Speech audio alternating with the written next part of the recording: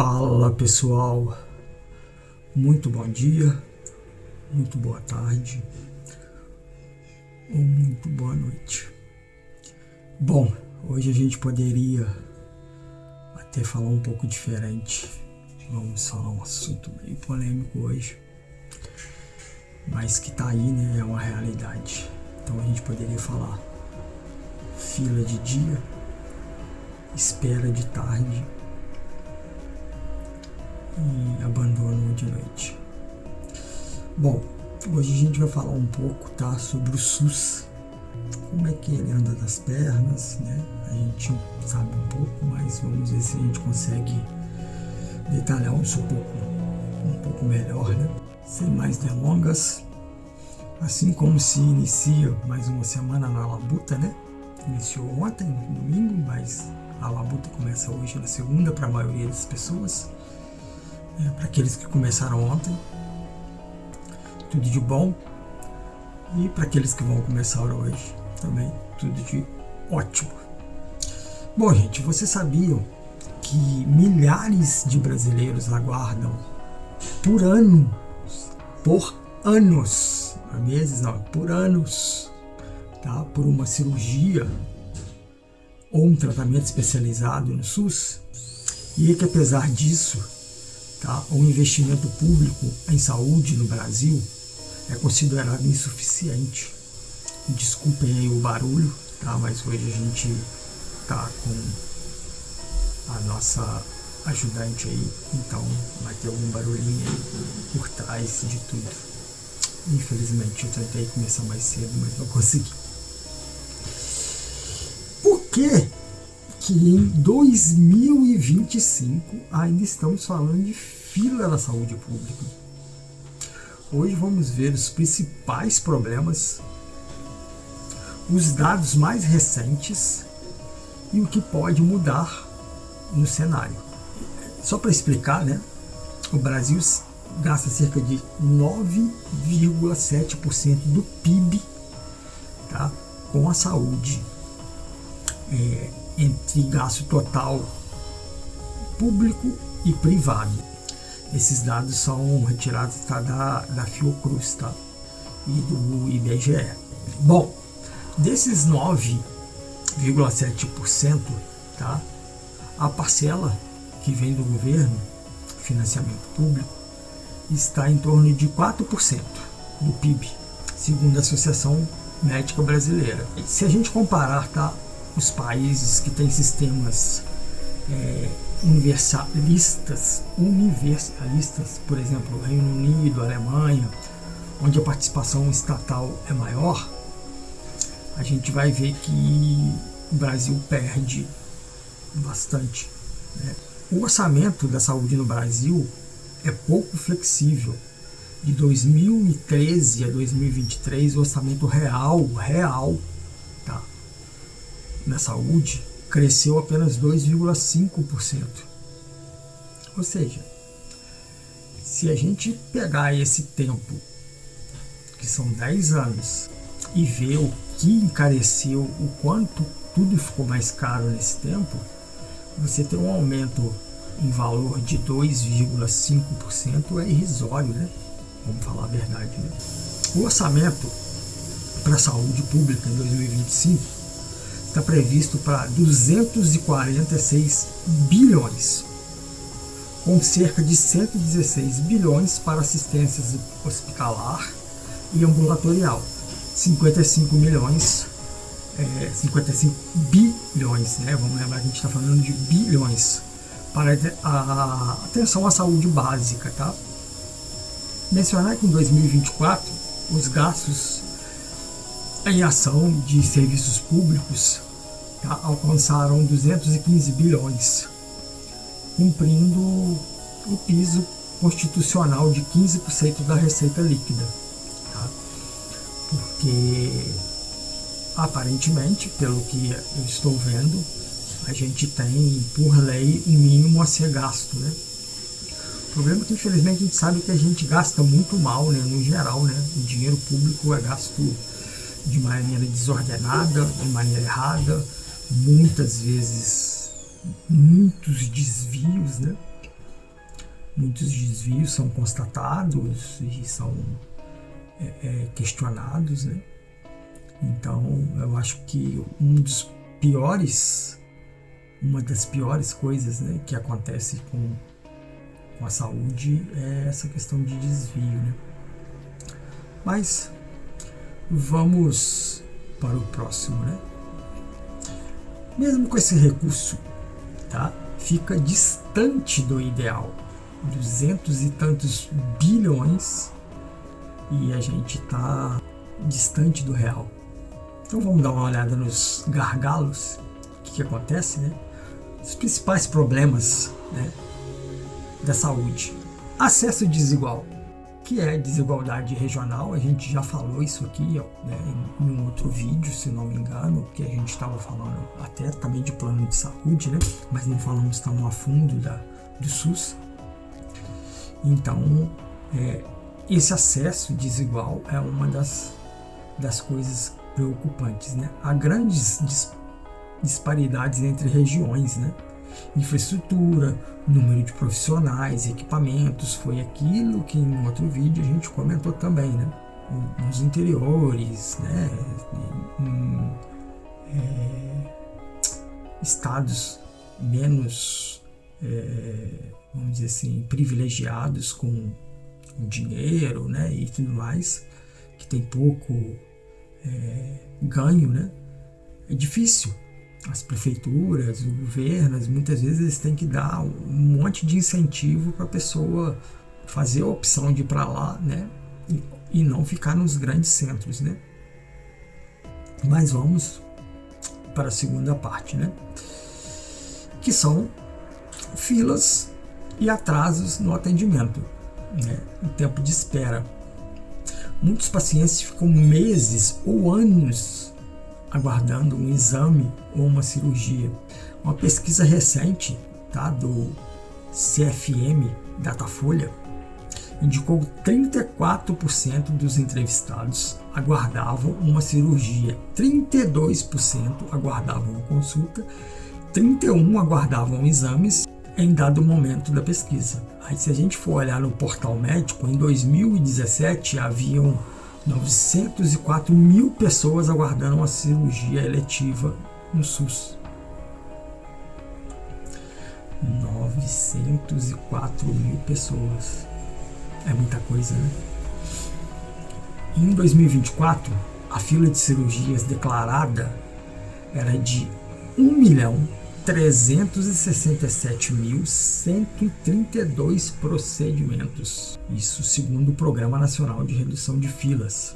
Fez um procedimento e esse valor caiu irrisoriamente para 1.348.727. Há registro recente que mais de 1.300.000 pessoas estão aguardando cirurgia no SUS. Complicado, né, gente? Complicado. O número de cirurgias eletivas pelo SUS tem crescido. Em 2025, chegou a 13 milhões e 66 mil. Tá? 13,66 milhões de cirurgias eletivas no total. Tá? Isso agora em 2025. Entre fevereiro e junho de 2024 foram 544.388 cirurgias, né? No âmbito geral. Tá?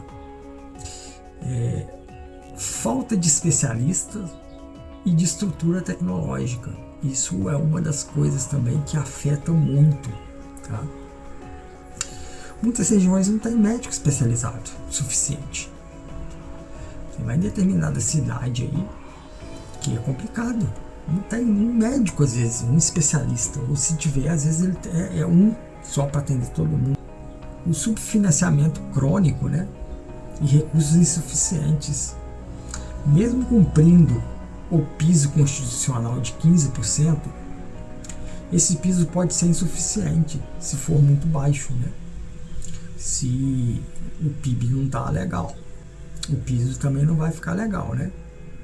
E a gente ainda tem uma compressão de recursos para investimento. O investimento em saúde, ele vem diminuindo, ele vem tendo redução. É bem complicado.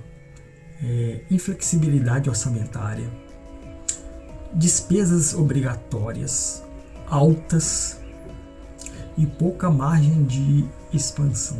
Esse é mais um problema que a gente tem, né? Desperdício, que já foi falado. Corrupção, também já havia falado. Ineficiência. A gente, eu não sei, né, se todos fazem isso, mas eu acompanho bastante essas coisas de saúde e às vezes você vê cada relato de equipamento estragando, medicação vencendo. Então assim, é muito complicado. Esses problemas não são isolados, né? Vamos ver como se manifestam no dia a dia e como os dados de espera e demanda reprimida. Bom, para ver se a gente começa a fechar isso, né? Porque senão vai ficar muito extenso, vamos falar um pouquinho das possíveis soluções, né? E casos de sucesso, tá? Primeiro, aumentar, né, a participação pública na saúde, que hoje a gente já falou aqui o percentual. Focar mais no atendimento primário, na prevenção, tá? E no diagnóstico precoce. Investir em telemedicina, unidades regionais e descentralização, né? Porque a gente vê aí que tem alguns hospitais, alguns lugares que são super, né, utilizados, né? E se a gente conseguisse dividir isso daí, eu acho que ajudaria muito, né? Fazer parcerias público-privadas bem reguladas, é claro, tá? Manter, né, o programa de redução de filas, tá? Pegar exemplos, tá? Estaduais, locais, tá? Que conseguiram reduzir filas e melhorar a gestão. Controle social, transparência, fiscalização e participação da sociedade, né? A gente também tem que ter a nossa parte, né? Não basta só ficar esperando cair, né, do céu, porque se depender do povo ali, a gente não vai conseguir. Reforçar a saúde não se trata como um gasto, não pode ser tratado como um gasto, mas sim como um investimento na cidadania, né? Enquanto a saúde pública for tratada com descaso, né, milhões pagarão o preço. É muito complicado, né? É aquilo que a gente falou aqui. É muito mal gasto o nosso dinheiro, né? Hoje, você pega, eu acho que a minha neta, por exemplo, a área, vovô te ama. Eu acho que ela vai ter plano de saúde a vida inteira dela. Desde que ela nasceu, ela tem plano de saúde. A Helena, a mesma coisa. Antes não era tão assim, né? Eu lembro que quando a Camila nasceu, o Guilherme eu acho que não teve, mas como a Camila nasceu, um pouco depois a gente fez, mas como as coisas não eram tão simples, a gente fez para uma clínica aqui em específico, que tinha um plano para ela, né, para atendimento emergencial, coisa e tal. Mas isso só vem crescendo, né, porque hoje está tão difícil, né, tá muito difícil você conseguir um tratamento pelo SUS, né? Até se consegue, tá? Não vou falar que não existe, tá?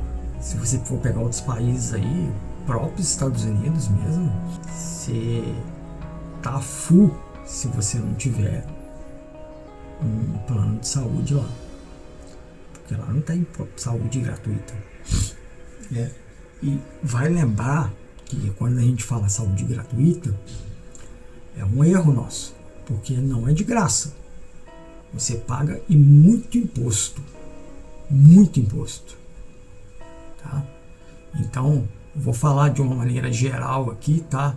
Não estou colocando que é atual governo, porque a saúde pública é uma porcaria há muitos e muitos anos. Então vamos falar de todos os níveis de governo, local, estadual e federal. Muito desvio, muito dinheiro jogado fora. Tá? Eu já trabalhei em prefeitura,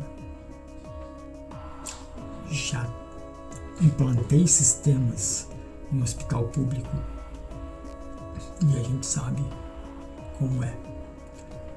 Muita coisa às vezes é jogada fora por causa até de burocracia. A pessoa tem um recurso lá, ou seja, tem um remédio, tem alguma coisa, e às vezes por um entrave qualquer ela não consegue distribuir esse remédio, distribuir uma fralda, distribuir um leite em pó. É muito complicado. Aqui no Brasil eu acho que eles inventam tanta burocracia para ficar mais fácil burlar. Até mesmo empresas, né, fugindo um pouco, né, esse monte de empresa aí que burla ICMS, burla não sei o que.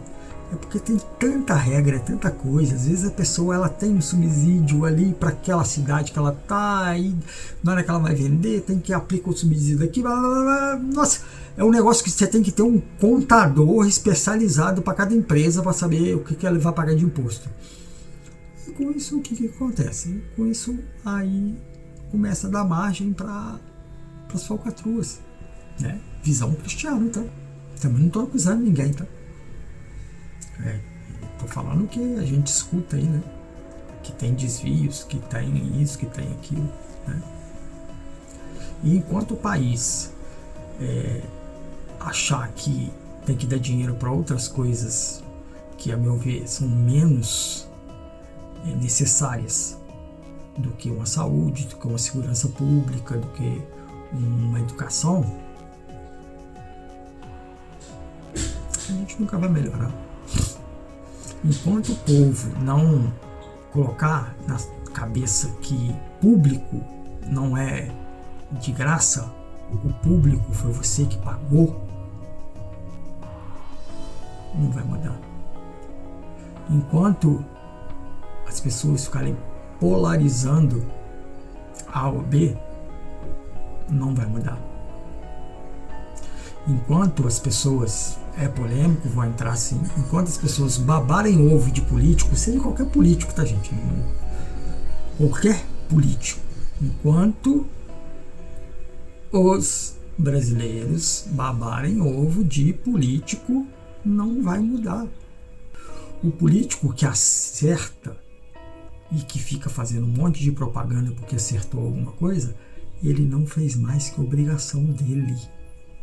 Ele está lá, ele ganha muito bem para fazer o serviço dele. Você não tem que ficar babando o ovo dele. Você não tem que ter político de estimação. Você tem que falar bem quando ele fizer as coisas certas, sim, mas tem que cobrar quando fizer errado. E hoje, infelizmente, a gente não tem isso, né? A gente tem, se é meu amiguinho, pode fazer tudo. Se é meu inimiguinho, não pode fazer nada. E aí fica complicado, né? Porque a gente mesmo acaba depreciando o que a gente tem de força para poder mudar isso.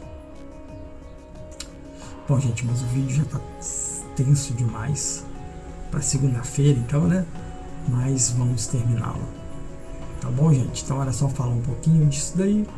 É meio polêmico, é meio coisa, mas eu acho que é válido falar, né? Porque a gente está passando por um momento bem complicado para muita gente que não tem plano de saúde e que não consegue tratamento adequado, né? Às vezes com o plano de saúde já tá difícil. Imagina sem plano. É isso aí, gente.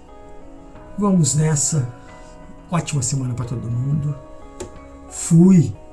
Não esqueçam, quem não é inscrito, considera se inscrever. Quem já é inscrito, dedão no like, pode deixar aquele comentário, pode me xingar, pode fazer o que for aí, que a gente vai agradecer sempre. Tá bom? Um abraço, pessoal. Fui!